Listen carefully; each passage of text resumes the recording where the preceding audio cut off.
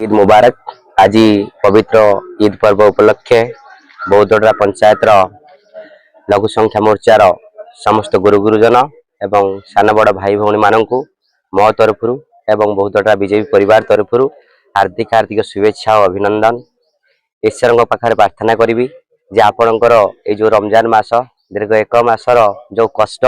जहाँ भी हेले से कष्टर फल मिलू, आपण मान परिवार रे शांति बजाय रहू एवं खुशी लगिला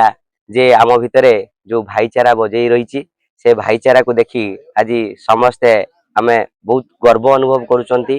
जे कथा कहले जे सरपंच को प्रतिनिधि मोर कक्का मानस सामल महोदय जो कथा कहले जे जाति वर्ण धर्म राजनैतिक सबु दृष्टि दूर रखिकी आम भितर जो सद्भावना अच्छी ये सद्भावना को सबुदिन बजाय रखा हुए तो आमे आज अच्छी काली नथिबा किंतु आमे ये जो सद्भावना को सबुदिन बजाय रखा ही आम पाई एक गर्व और गौरवर परिचय हेबो एवं यह संपूर्ण भारत वर्ष पई उदाहरण सृष्टि करिवो जे बौद्धडा पंचायत रे हिंदू और मुस्लिम मानक भितर जो भाईचारा अच्छी से भाईचारा केबे केबे